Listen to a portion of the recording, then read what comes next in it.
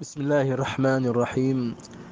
En ce qui concerne donc les remèdes pour un enfant qui est autiste,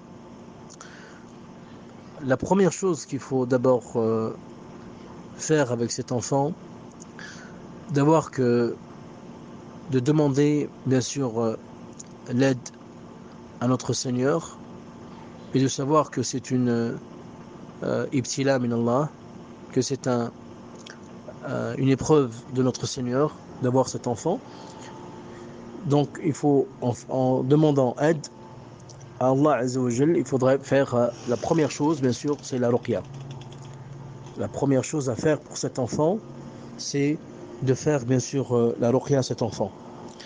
Pour faire la ruqya, bien sûr, il y a deux choses dans la ruqya. C'est al-isti'ana ou l'isti'ana. Dans la ruqya, il faudrait demander la protection et l'aide. L'aide et la protection d'Allah Azza wa Jal. Car ça peut venir d'Aïn. Donc si ça vient de l'Aïn, du mauvais œil, il faudrait demander donc la protection. Et il demander l'aide, car le guérisseur c'est Allah Azza wa Jal. Il faut être très patient.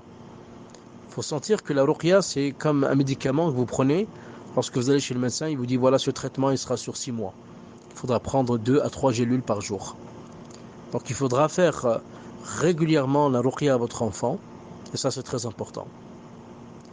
La deuxième chose, c'est bien sûr aider cet enfant à sortir justement de cet autisme, en l'aidant justement, en sentant qu'il a besoin d'aide, en lui faisant bien sûr des exercices psychologiques, physiques, intellectuels et sociaux. Il faudrait donc utiliser bien sûr les exercices physiques, c'est-à-dire un sport, la natation, la marche, la course, les jeux, l'activité bien sûr, l'occuper bien sûr aussi intellectuellement, en le faisant apprendre le Coran, même s'il a des difficultés, hein, et aussi en le faisant avoir un exercice physique, et aussi au niveau social, le faire sortir, le faire devenir comme un ami, même si c'est votre fils ou votre fille, que ce soit de faire venir un ami, il soit toujours avec vous dehors, qui voit les gens, qui sort avec vous au marché, qui sort avec vous à la mosquée, qui soit avec vous au niveau social. C'est très important. Sur le plan des plantes et aussi des remèdes naturels, nous avons dans la sunna du prophète sallallahu alayhi wa sallam le lait de chamel. Donnez à votre enfant, faites goûter ou donnez régulièrement du lait de chamel, c'est très efficace pour l'autisme. Vous avez aussi pour votre enfant des champignons comme l'éricium, l'ionzman pour votre enfant autisme. Ça c'est des aides. Attention, j'ai des gens qui me disent oui mais on a essayé l'ionzman. D'accord, il a essayé le champignon, il a délaissé son fils. Il a laissé dans sa chambre à rien lui faire. Il croit que l'ionzman, qu'un champignon va rétablir ça. Non, c'est un tout. L'enfant, il est dans un autre monde. Fais-le rentrer dans ce monde. Fais-le rentrer ensemble, qu'ils soient ensemble, avec tous les moyens qu'il faut. Ça, c'est une aide.